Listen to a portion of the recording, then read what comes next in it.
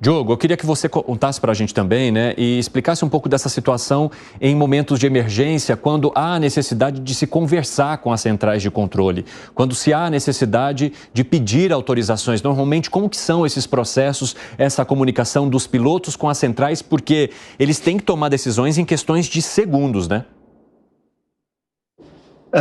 Tudo na aviação é pensado, planejado e treinado. Existe uma máxima que diz assim: voar, navegar, comunicar. Primeira preocupação que nós temos que ter é manter o equipamento em voo, porque sem voo nada mais acontece.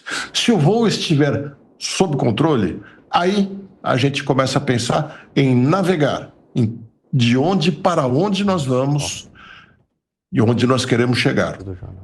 Depois de resolvidas essas coisas, que a gente se comunica.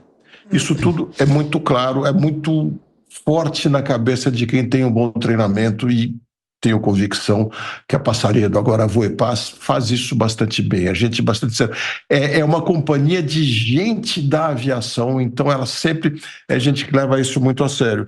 Então, a parte da comunicação é o de menos. Depois que a coisa está controlada, aí a gente comunica ao controle, ao pane que houve, o problema e assim por diante. Eu, até onde sei, neste caso, eles nem chegaram a se comunicar, porque não teria nada que se relacionar com o controle do lugar que eles estavam, com o Centro Brasília, não teria por que fazer essa comunicação, então eles devem ter ficado tentando resolver a pane que eles tiveram, nada mais.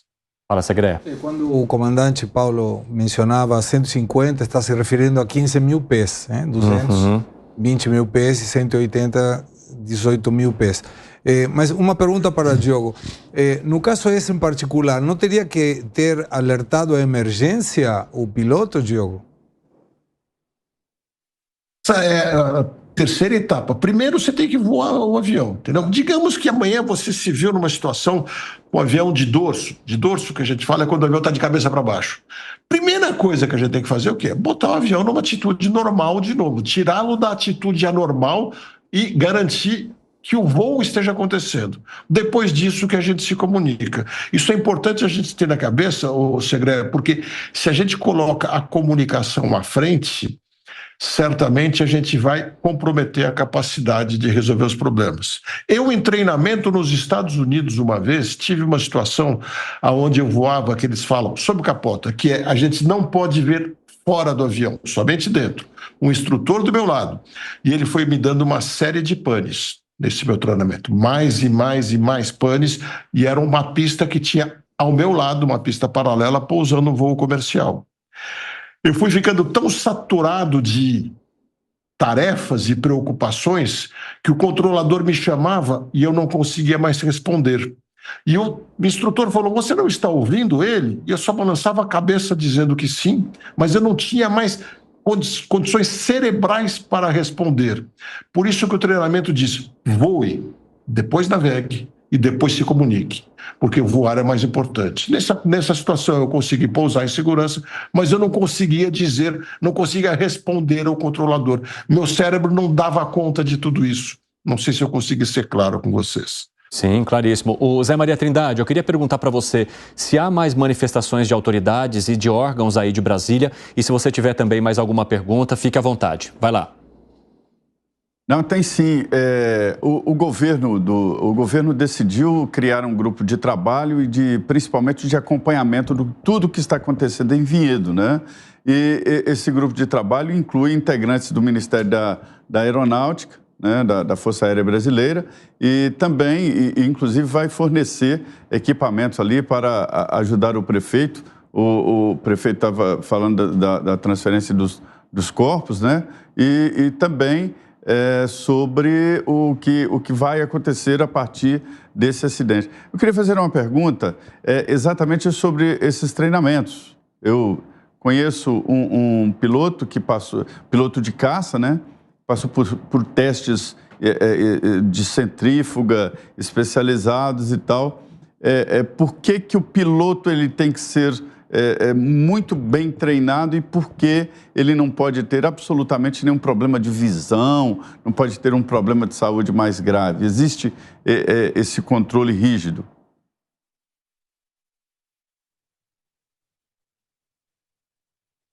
Diogo, está ouvindo? Me desculpe, eu estava com o fone desligado aqui, recebendo a mensagem, eu não ouvi, me desculpe. Diogo, na verdade, a pergunta... Maria. Não, imagina, a pergunta que o Zé Maria Trindade fez é por que também há necessidade de plenas condições físicas do piloto nessas atuações, principalmente em relação à visão e etc, e o quanto isso pode comprometer, por exemplo, um voo e levar a situações mais graves. Sem dúvida, sem dúvida. Como disse o Segré há pouco, nesse tipo de aviação, o comandante é muito mais um observador. Claro, ele que inseriu todas as informações necessárias aos sistemas eletrônicos do avião, mas a partir daí fica gerenciando o voo o tempo inteiro, olhando. É uma tarefa que exige bastante do cérebro, mas é relativamente tranquila, até porque o comandante sabe muito bem o que tem que fazer nessas horas.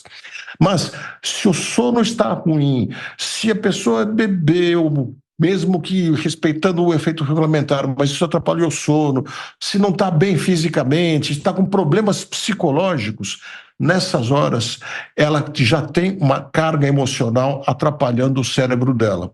Por aquela história que eu contei para vocês, que nos leva ao efeito túnel, que é quando se limita a capacidade do cérebro, qualquer desses problemas limita a capacidade da pessoa no momento da emergência.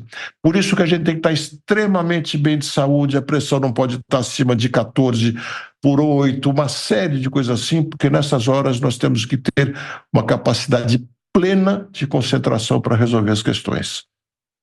Muito importante que chega da Força Aérea Brasileira, que eu vou compartilhar com todos aqui e para que a gente possa discutir também Segré e Diogo.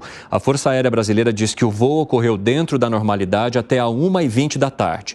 A partir da 1h21, a aeronave não respondeu às chamadas do controle de aproximação de São Paulo, bem como não declarou emergência ou reportou estar sob condições meteorológicas adversas. A perda do contato radar ocorreu às 1h22 da tarde. O DCEA informa ainda que o salva-aero foi acionado a 1h26 e encontrou a aeronave acidentada dentro de um condomínio. Então, pessoal, essa aqui é uma informação muito importante que chega da Força Aérea Brasileira, porque era justamente isso que nós estávamos discutindo há pouco.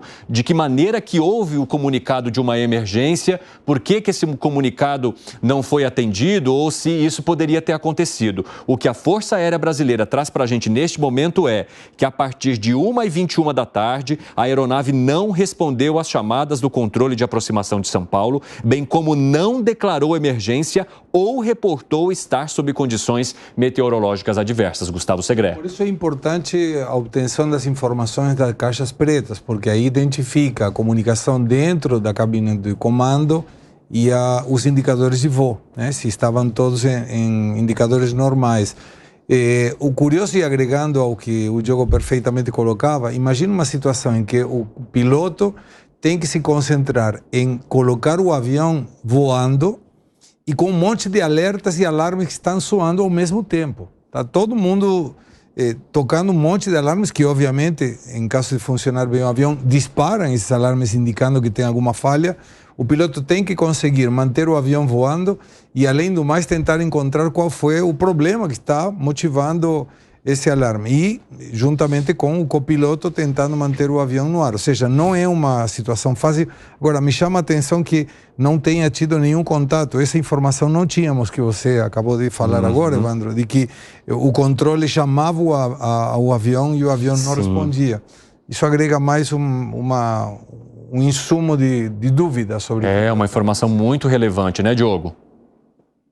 Sem dúvida, o Segré está certíssimo nisso que comentou. E reforça aquilo que nós falamos há pouco. Você veja, tudo indica, a tripulação não reportou, porque não adiantava reportar ao Centro Brasília que aquilo estava ocorrendo, porque não tinha nada que as pessoas de fora pudessem fazer, e a preocupação total tinha que ser, de alguma forma, tentar recuperar o voo para uma atitude normal, né? Nossa, essa informação é duro. Chama muita atenção. Eu quero trazer atualizações também do Corpo de Bombeiros e das equipes que estão atualizando no local. O Corpo de Bombeiros informou que concluíram os trabalhos de combate a chamas e resfriamento ali onde o avião caiu. Então, a área foi liberada para as atividades da perícia do CENIPA. Inclusive, há a previsão do CENIPA conversar com a imprensa às 5h30 da tarde. Nossas equipes já estão mobilizadas em Brasília. Assim que os técnicos e representantes começarem a falar, nós entraremos ao vivo aqui e traremos as informações para você que nos acompanha. Há também a liberação liberação para que a polícia técnico-científica possa atuar no local. Um outro detalhe muito relevante: o trabalho de resgate e identificação das vítimas será feito de maneira concomitante, ou seja, ao mesmo tempo. Os corpos vão ser trazidos para a unidade central do Instituto Médico Legal de São Paulo, que reforçou as equipes para o atendimento. A gente estava ali na dúvida, né, se seriam encaminhadas para Jundiaí ou Campinas, que são cidades maiores que ficam próximas de Vinhedo, mas, de fato, todo o trabalho será realizado pelo Instituto Médico Legal de São Paulo. A gente também já tinha essa expectativa, porque aqui você tem, de fato, uma equipe mais robusta, porque a gente está falando, gente, de 62 pessoas que morreram neste acidente. É muita gente envolvida num acidente aéreo. E o local conta com mais de 20 médicos, além de equipes de odontologia legal, antropologia e radiologia. Da capital, estão sendo enviadas 5 equipes para recolher os corpos. E um gabinete de crise com representantes das forças de segurança e salvamento do governo de São Paulo e integrantes também dos Ministérios de Portos e Aeroportos e da Agência Nacional de Aviação Civil, o governo do estado do Paraná e profissionais de assistência social.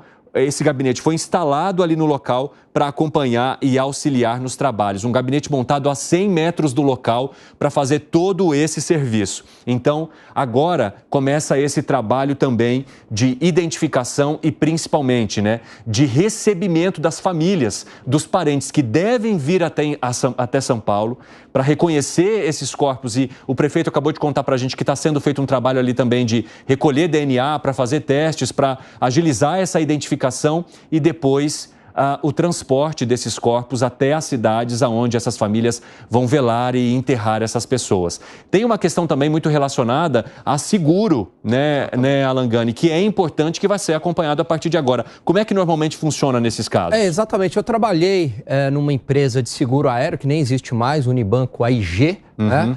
Há muito tempo isso. E o que acontece? Como o avião é de alto valor, a companhia aérea acaba fazendo um seguro deste avião, mas a seguradora também não consegue ter este risco sozinha. Então, ela aciona um resseguro, ela faz um seguro do seguro. E muitas vezes esse contrato de seguro também prevê, Evandro, uma indenização aos familiares. Então, a gente já viu em outras ocasiões as companhias aéreas pagando os familiares, né, das vítimas que faleceram, inclusive das pessoas que estavam em solo também. Então, também tem toda essa questão agora no mercado de seguro e de resseguro para indenizar, né, as vítimas e também recompor aí a aeronave. Fala, Segré. Dado complementar, aí primeiro, em geral, se espera o laudo para saber se foi um problema técnico, um problema da aeronave, porque aí involucraria a responsabilidade civil da companhia que construiu a aeronave. Se foi um problema do piloto, aí entraria a responsabilidade da companhia aérea. Tem uma série de fatores. Para o pagamento ou não? Claro, para a liberação de pagamento. Nada paga a vida de um familiar, não tem preço isso. Exatamente. Mas eu gostaria de ir pelo lado daquela pessoa que não chegou a tempo. Nossa, e meu Deus. Que brigou com o atendente, porque sempre há situações assim. Voo, né? E aí você vê como quando a hora não é a hora da pessoa, não é. E isso também impacta muitas vezes. A gente fala, não consegui, demorei no trânsito. Sempre pode ter alguma explicação para aqueles que acreditamos em um ser superior, de que temos que estar atentos a essa mensagem que provavelmente não era, obviamente, a hora dessa pessoa. Agora, 5h29, o pessoal da rádio vai para um rápido intervalo. Daqui a pouco espero vocês de volta. Nas outras plataformas seguimos. Zé, já te chamo aí também para mais atualizações das autoridades. O Gani quer falar. Não, destaque aqui na imprensa internacional, os principais portais do mundo, Fox News, né, BBC CNN News, Internacional. enfim, todo mundo dando essa notícia e na capa do portal. Fala, Zé Maria. Sobre isso aí, é interessante, uma vez um tenente da aeronáutica me disse sobre isso, né? Quando cai um avião lá no interior de um país desconhecido e aí todos noticiam e tal, e qualquer acidente aéreo geralmente ele acaba repercutindo muito mais, daí esse medo de voar, ele me mostrando que voar é mais seguro, por exemplo, do que o transporte rodoviário. É verdade, provoca esse tipo de reação e tem que ser assim mesmo. Olha, o presidente do Senado, senador Rodrigo Pacheco, emitiu uma nota de pesar. Ele diz: com muito pesar, presto minha solidariedade aos familiares e amigos dos passageiros e da tripulação da aeronave que caiu nesta sexta-feira, em Vinhedos, no estado de São Paulo. E diz que as causas do acidente sejam identificadas com celeridade e que os familiares recebam todas as informações necessárias neste momento difícil para todos. E assina o Rodrigo Pacheco, presidente do Senado Federal. E o ministro de Portos e Aeroportos também lamenta profundamente o acidente envolvendo a aeronave de passageiros ocorrida em Vinhedo, São Paulo, no início da tarde desta sexta-feira e manifesta solidariedade aos familiares e amigos das vítimas. A Agência Nacional de Aviação Civil, ANAC, está acompanhando a prestação do atendimento aos familiares pela empresa aérea, bem como adota as providências necessárias para averiguação da situação regulamentar da aeronave e dos tripulantes, no âmbito de suas atribuições. O governo federal acompanha ainda os desdobramentos das investigações oficiais sob competência do Centro de Investigação e Prevenção de Acidentes Aeronáuticos, o CENIPA, Assessoria Especial de Comunicação Social do Ministério de Portos e Aeroportos. Então, são notas que estão sendo divulgadas aqui e a identificação de que o governo está facilitando todo o trabalho de investigação e transporte dos corpos, enfim, dando o apoio geral. É a informação que tem passado aqui os representantes das autoridades. Brasília, sexta-feira, está esvaziada, né? O ministro Silvio Costa estava em Santa Catarina, sim, né? E o governador de São Paulo estava no Espírito Santo e eles vão se encontrar em Viracopos e de lá vão para Vinhedo. Fala, Segré. É muito difícil a identificação dos corpos em função de dois temas. Uma é a queda do avião e outra o incêndio do avião. Então, muito provavelmente tenha que ser através de registros de DNA. Não vai ser possível. Por isso que está havendo essa coleta, então, em Cascavel. Não tem outra opção. Imagina, uma queda de 5.000 metros, queda livre, e depois o incêndio. Não duvido que seja outra opção que não seja através de recolhimento genético. No caso do avião da TAM, que também demorou alguns dias, né? Foi um negócio que demorou muito. Agora, de uma forma, claro que totalmente indesejada, a gente vai aprendendo muito com vocês em relação sobre detalhes aí que se há com a aviação. E aí, Segré, uma pergunta técnica, mais uma curiosidade. Uma vez, estava na redação de um canal, de um outro canal de televisão onde eu trabalhava, e a gente fez um acompanhamento ao vivo de um avião nos Estados Unidos que perdeu o trem de pouso. E aí, então, o piloto, ele ficou voando em ciclos para consumir o combustível, e enquanto lá no aeroporto se preparava todo um aparato lá com bombeiros, médicos e tal, porque o avião teria uma descida, teria um pouso forçado de uma forma pouco convencional. Mas aí o que me chamou a atenção foi realmente a escolha por essa opção de queimar o combustível, de gastar o combustível. Numa situação como essa de hoje, por exemplo, um avião com muito combustível ou com pouco combustível, essa quantidade surtiria alguma diferença, no impacto dele? Para uma queda dessas, não muda absolutamente nada. Até porque mesmo pela queda as pessoas não teriam, seria muito difícil sobreviver. Eu não sei aqui no Brasil, talvez Diogo saiba, na Argentina, por exemplo, hoje não é mais que você consome o combustível, tem forma de dispensar o combustível. Você pode, e por exemplo, na Argentina tem um lugar especificamente que é a Baía de São Borondón, onde nesses casos os aviões se dirigem até lá para dispensar o combustível e chegar com o combustível justo, porque se o avião com problemas de trem de pouso, ele faz toca a possibilidade de... Como se ele desse uma barrigada. Ele explodiria. Se não tem combustível, você evita essa explosão. Isso foi o que chamou a atenção, por exemplo, na queda do Chapecoense. Não teve explosão quando caiu. Por quê? Não tinha combustível. Teve uma pane seca, né? Exatamente. Não tendo combustível, o avião não explode. Bom, Diogo, eu vou te também... peço que você responda aqui essa dúvida do Fábio Piperno, né? Até porque o Segré te provocou nesse sentido. Eu só digo para você que talvez, se precisar, eu te interrompa, porque as equipes do CENIPA já estavam se posicionando para falar ao vivo. Se eles começarem a transmissão, aí a gente vai direto lá para Brasília. Por favor, Diogo. Claro, você manda.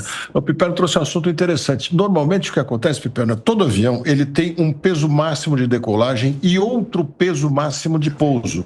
Se ele pousar muito pesado, ele pode colapsar o trem de pouso, que ele pode não resistir àquele peso. Então ele fica voando bastante tempo para consumir combustível e daí pousar. Isso se não estiver numa emergência. Nós tivemos há 2, 3 anos um Boeing 777 da Latam, fez um pouso de emergência, porque teve uma série de panes raríssimas de acontecerem, e pousou em Confins com excesso de peso.